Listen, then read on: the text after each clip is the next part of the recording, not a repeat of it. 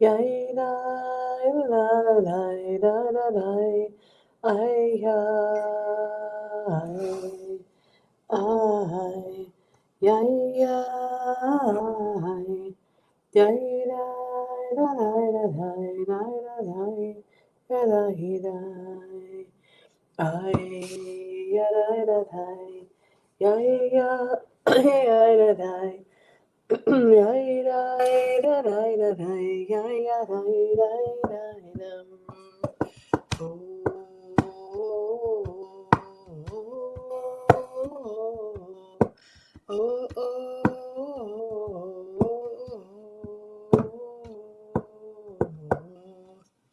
Yadadai, ay, ay, yay, yadai, dadai, yay, dai, dai, dadam.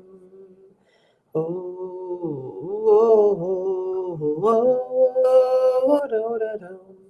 Ay, ay, ay, ay, ay, ay, yay. Boker Tov, good morning. Don't let that sun fool you. It's freezing outside. Not complaining because I love it, but it is definitely a cold day. I think when I went out to take the garbage out, it was like, I don't know, 28 degrees this morning or something crazy like that, 29.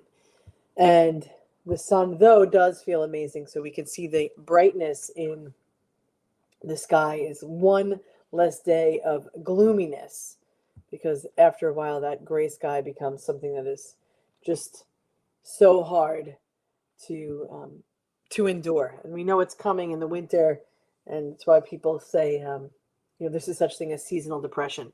I don't think I have it, but you know, a lot of people do, and so we mark days that aren't that as the blessing to see the sun, even though it's freezing out. And so here we are arriving at Shabbat together. We've talked about Parshat Vayetze twice already, and now we're on our third leg of understanding. And so we talked about finding holiness in unexpected places, and we talked about turning devotion into sacred work. And here we are arriving to come in for landing, wrestling towards blessing and finding or cultivating this courage and inner strength. So let's get to it. We're wrestling towards a blessing. And so sometimes in our wrestling, we need to find the inner strength and the courage to push through whatever it is that is holding us back, whatever it is that is bringing us down, whatever it is that we are wrestling with. And so as Vayetze comes to a close, Jacob's long exile in Haran is ending. It's coming to an end. He has wives, children, herds, wealth, and he has weariness. He's served, he's endured, he's pushed through and persevered and outlasted deception. But now, as he turns toward home, like the real journey begins. Not across the desert, but the journey begins within himself. They say that life is a journey, like birth is a beginning and death a destination, and through all of it is our journey. And so Jacob learns that Esau is coming to meet him with 400 men. The text says, Vayira Yaakov me'od, vayetzer lo. Jacob was greatly afraid and distressed. It's noted that he was afraid for his life, distressed for the possibility that he might have to harm another. His conscience and his courage are in a place of conversation. This is the moment where Jacob, the one who once fled from conflict, is going to have to face it. It's coming before him. But before he faces Esau, he's got to figure out himself. He's got to face himself before he can even show up to see his brother. So the night before their meeting, Jacob sends his family across the river, and he stays in his own solitary confinement, which he makes for himself. He stays behind and remains alone. And the Torah simply says Jacob was left alone. Vayivater Yaakov levado. Jacob was left alone. Levado, alone, carries both a meaning of solitude, but also of soul. It is in this aloneness that he wrestles with a man, with an angel, with his conscience, with God, whatever it is. The text doesn't ever clarify this, but perhaps because the truest wrestling is always all of the above. If you're wrestling, if you're in it against and with all of those things. You are struggling no matter what it is. It's all of it. So the struggle goes on until morning, and when it ends, Jacob is wounded, but he's transformed. The stranger says, "Your name shall no longer be Jacob, but Israel. For you have wrestled with God and with people, and you have prevailed." As Jacob limps away, he walks toward his truth, and his wound becomes his witness. The idea of gevurah, courage and strength, comes here to shine in its fullest expression, and we're taught, Mishnah teaches, who is strong? The one who conquers their own impulse. True strength, true courage, true gevurah isn't about overpowering another. It's about mastering yourself, the fear, the shame, the defensiveness, our need to be right. Jacob's courage lies not in his ability to win, but is in his willingness to stay, to remain in the struggle until something comes of it, until it yields meaning.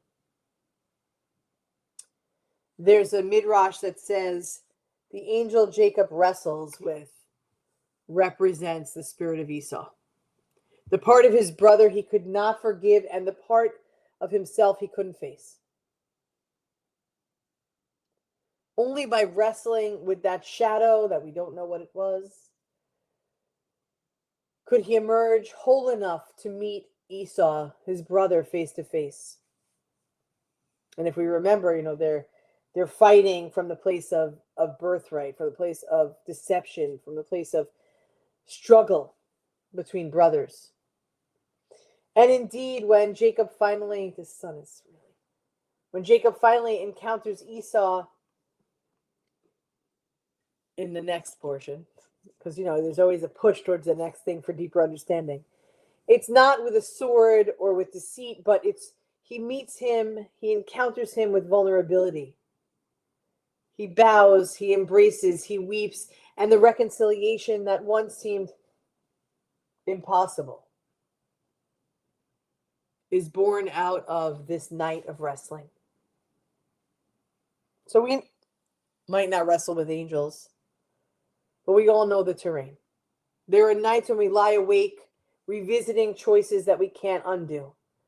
There are seasons for life when we have to confront the self that we've outgrown.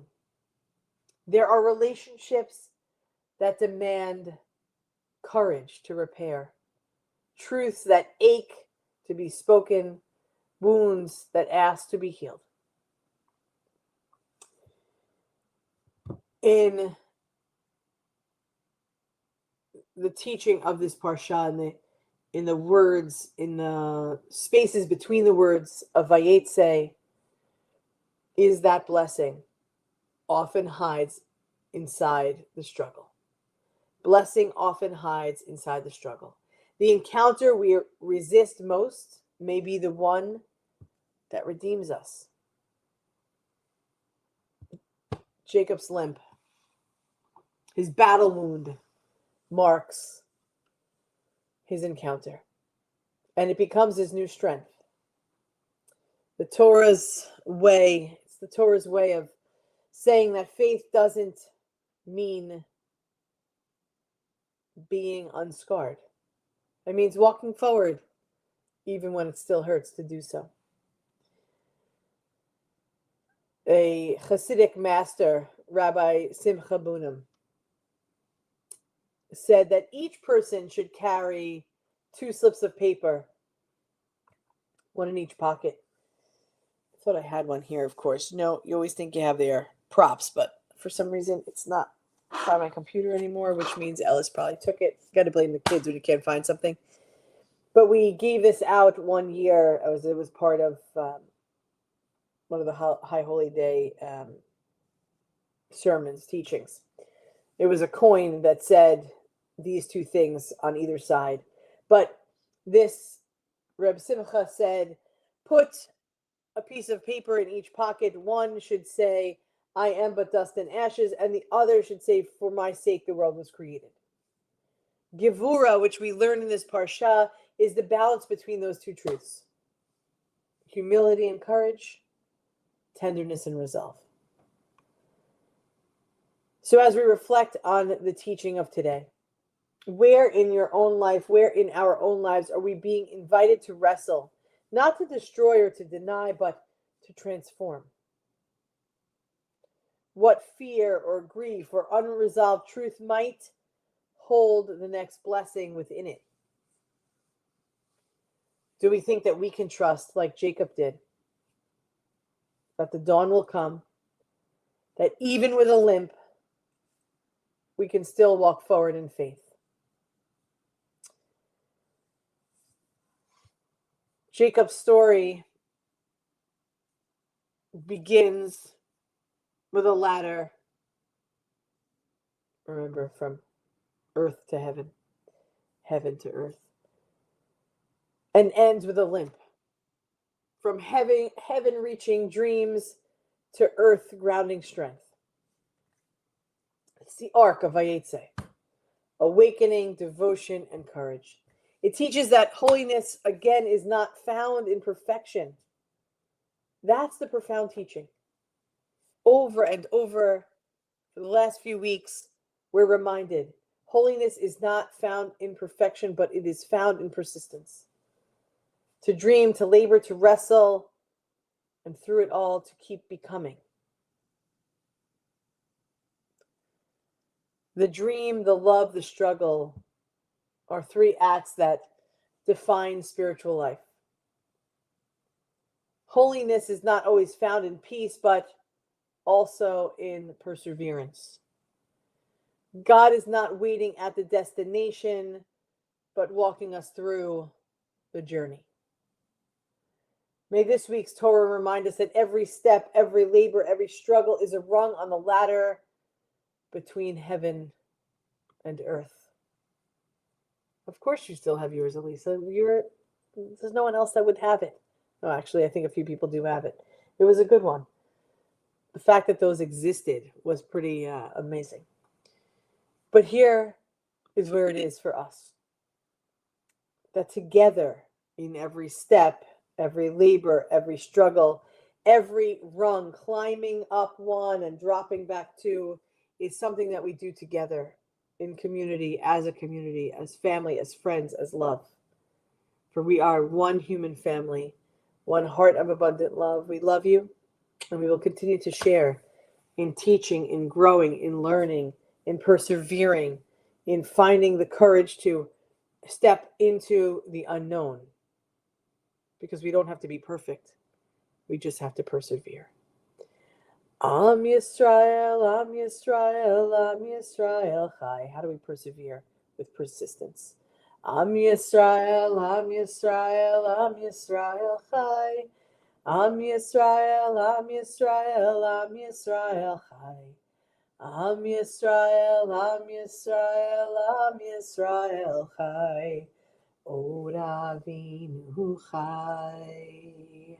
Have a great day, everybody. Of course, we'll see you back here at 6:30. Shabbat Shalom to those that we will not see, but we'll be here 6:30 tonight, 9:30 tomorrow morning. Have a great day, everybody. A pleasure to be with you, Bonnie, Elisa, Bet, whoever else is watching that hasn't checked in. You are a blessing. Let us bring in Shabbat together, a place of love, a place of persistence, a place of courage and strength. Amen.